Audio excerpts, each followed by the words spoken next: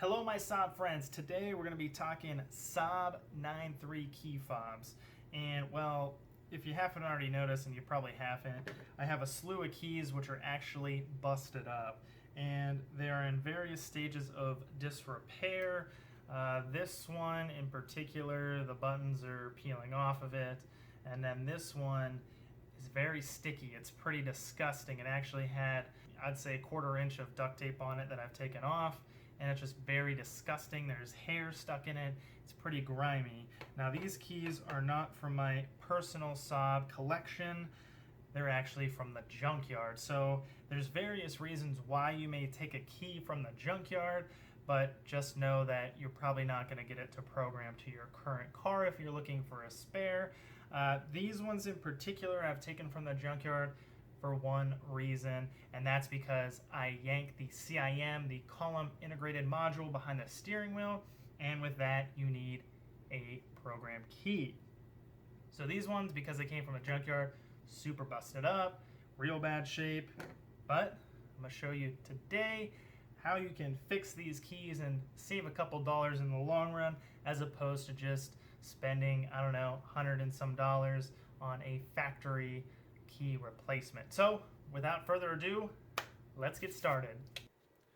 So here's a closer look at what we're dealing with. This one being the key with the petrified buttons, and this is actually common regardless of make or model. It is not Saab specific, just because this kind of rubbery stuff gets petrified and tends to crumble away, and then you're left with pressing on the actual contacts, and then lint and other crud gets in there, and you can actually ruin this little motherboard inside of here, right there. And this one looks a little better shape. It has the rubber there, but it's really disgusting. Coming apart, we'll see what it looks like. And right off the bat, I can tell there's an issue, because if we look at this one, it at least has the button contacts on it, where this one, they are entirely gone. Basically, this little motherboard is rendered useless without those buttons, because press down on the rubber, mind you it's sticky, it's not going to contact anything, which won't make it operable. Couple options. We'll set that to the side. Let me clean my hands. Alright, clean hands. So as far as options goes, we will start with the most basic. This one, you can probably just replace the casing of it, and that's what we'll do. Now, there is no guarantee that this works. The battery is dead. I don't have the original car that it worked with. You will have to program it via Tech2 and the CIM and stuff to really find out if this works. So that's kind of a disclaimer. But as far as options, this is a great alternative. This one, if you remember, it's missing this top portion where the key goes.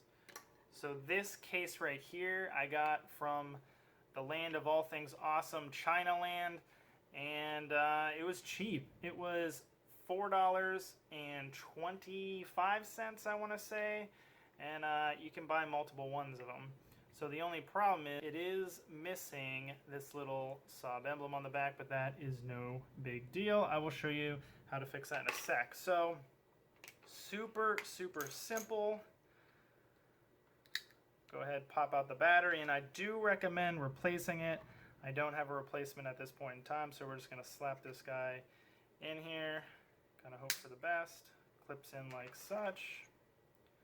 Have that guy, the motherboard.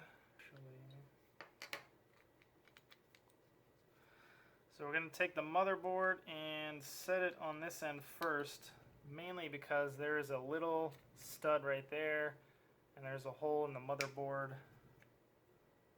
I don't know if it can pick up on the camera.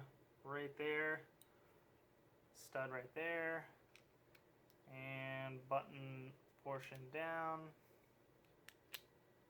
like such. And then with the battery already in there, then it's just pressing it down, sandwiching everything together. Here's this, and it's a nice blank key that you can get cut to your door locks. One thing of mention now, let me take this out. You may run into a problem where this is an original Saab key, this is the Chinese knockoff blank, and it is a little bit different as far as size. So I have never tried to get one of these cut to this, but I imagine might not work, so don't be surprised with that, but just kind of a comparison.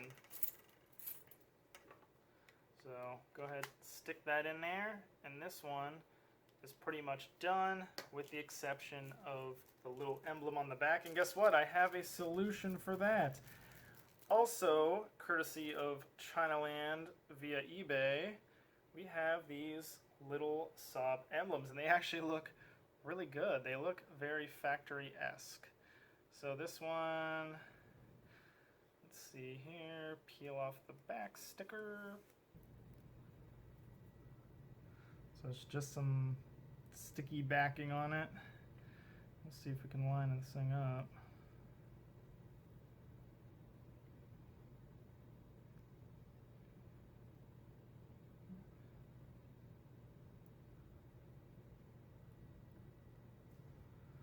All right, there you go. Now the stickers, they are about, I'd say close to $2 a piece. You can get a set of them on eBay. It's 4 of them for $8. So if you're doing multiple key fobs, it kind of makes it worthwhile. But as far as comparison to an original equipment one, here you go. And actually, oh my gosh, I have to laugh. I actually installed that upside down. So whenever you do it, make sure to take a look at what direction that goes. But as far as quality, visually speaking, this key fob case, it's actually pretty nice. So the main key with this is if it works or not. Again, unfortunately, I won't be able to test that in this video. But yeah, that is pretty easy as far as just a case replacement. So all in, this is $6 in a key casing. That's it, and it comes with the key blank. So you may be asking, well, what about that other one that was like super duper busted up? Glad you asked. This one is actually going to take a little more work, and let me show you what's in store with that. This is the super busted up sticky one. Let me pull the little motherboard out. Oh, actually here is that little button that falls off. It just comes unsoldered and falls off. And for this one, there is also a specific type of replacement. So like the other one, you get just the case, but you get a battery, 4 new little button guys to solder on, and then you do not get that key fob replacement. So that is something to consider, but the original one is with it. So this we can actually just slide into here. That's good. But this is the complicated part. So it may be difficult to see, but the buttons, one gets soldered right there, the other end gets soldered there, then the other buttons right there, soldered there, soldered there. So they actually sit, one like that, and then one the opposing side, and you can kind of get a feel for how it looks. Actually, that's probably a bad representation, but right here, see how these are vertical and these ones are horizontal. It's going to be interesting, but we're going to try to solder new little buttons on the bottom. So since these ones are fine, at least I think they are. Yeah, they feel all right. You can kind of feel like the responsiveness of them, but I think these ones are on there fine. I mean, wiggling them, they're not going anywhere. I think we'll be all right with just soldering the bottom pieces. Now it is interesting that the original one is much larger than this one, but it does appear that it will span the gap to make contact just fine. Now the key is to get the solder on there well enough that it holds. Definitely recommend using a pencil style soldering iron, but I absolutely love my Weller gun style soldering iron, so it's going to be a little tricky to get in there, but I'm very partial to this specific soldering iron. So let's give it a go. Now that you got your tools in place, I would say the most important part about it is getting flux paste. This stuff makes soldering so much easier.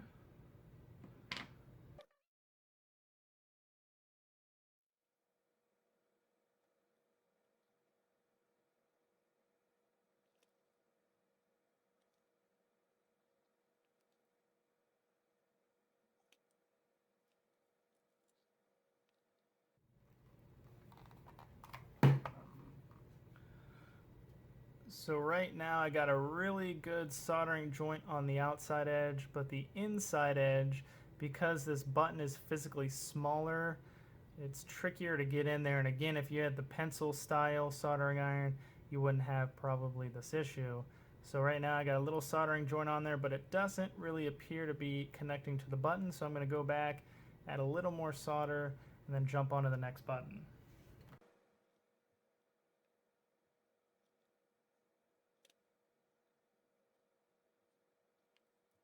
Went back, added a little bit more solder, and this button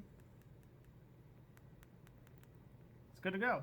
Now we'll put a little flux on this guy, solder this one, put it back together, and we'll be done.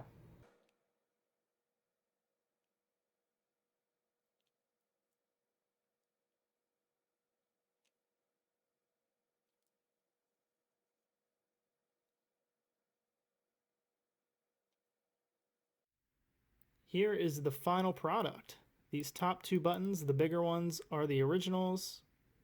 Smaller two are the ones I soldered on and the replacements. When you get the repair kit, all four will be smaller, but that won't have an effect. As long as you bridge the gap, you get it soldered on there good, you'll be perfectly fine. This outside soldering joint is the first one I soldered and it went well. The second one, as you've seen, I did struggle with. I had to go back, and unfortunately it did kind of get hot, and that is the blackness there, but that should be perfectly fine. Nothing touched that, so that's fine.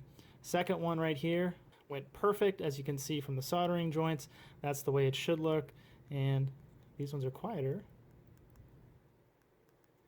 but they seem fine. And unfortunately, the only way to test this in my case is to actually hook up that extra CIM and program it Tech 2 and give it a whirl. But if this is your original key and you're repairing it, well, you should know pretty quickly once you reassemble it if it works or not.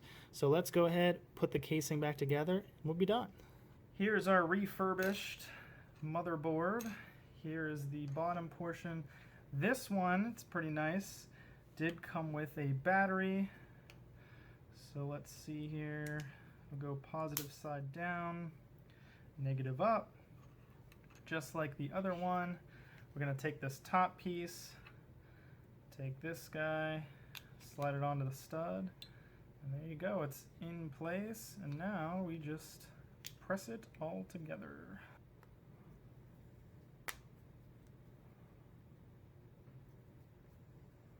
So now, unlike the other one, I'm going to double check the orientation. That way I get it right the first time. Here's the original key. Okay.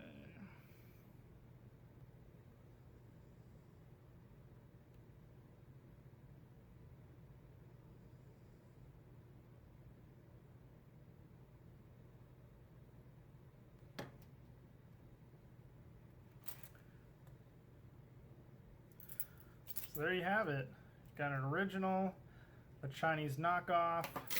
Now this one is the original end, so it's, you know, kind of peeled off, but I do actually have an extra end that I can stick in there. And there you go. Here is the key fob graveyard, if you will, the mess of parts and completed key fobs. This one right here is the first one that we did, just the key fob replacement, transferred over the motherboard. no other modifications necessary. I would probably recommend switching to a brand new battery. Don't currently have one for this one, but it is what it is. And it's the one that I accidentally mounted upside down, but it's actually real simple. Just pop it up, flip it around, set it back down. If need be, if it doesn't stick, just a little dab of glue, or it can just stay like it is. You know, who cares? Whatever. So there's that one. The final one that I did is this guy right here. This is the one where we had to solder on those little tiny buttons, which is kind of a pain. But as far as button feedback, it seems like it's working perfectly fine. And in comparison, I have this original. So obviously you can see the one I mounted upside down, but outside of that, you'd probably be hard-pressed to pick which ones are Chinese knockoffs versus the original equipment. Now, if you really dig into it, you can probably see there's a little bit of a gap versus this, and this got a little rubber coating where this is more plastic. But as far as cost goes, you can't complain. You're talking, I don't know, key fob, the case, $40, where these are $8 with the decal. I'd say that's pretty darn good. And a little bit of elbow grease, a little bit of time, potentially some soldering skills, you can find yourself a nice cheap alternative to just buying a brand new key fob, because just the whole thing is actually $100 and some, if I remember correctly. I'm sure some people will grill me on the little black marks with the soldering. I will admit I'm certainly not a soldering professional, but I gave it a shot and I think it turned out all right. So in a future episode, we're gonna hook up the CIM and see if we can get this key fob programmed and working. But in the meantime, I get to throw away this nasty, disgusting, sticky key fob and this one that's petrified and the buttons falling out. But there you go. Nice, cheap alternative. And if you're wondering about links to the stuff that I purchased in this video, I will put those in the description. But like always, be sure to like the video, be sure to subscribe. I have plenty other Saab content out there and content in general. And also comment down below if you have any questions, comments, or concerns.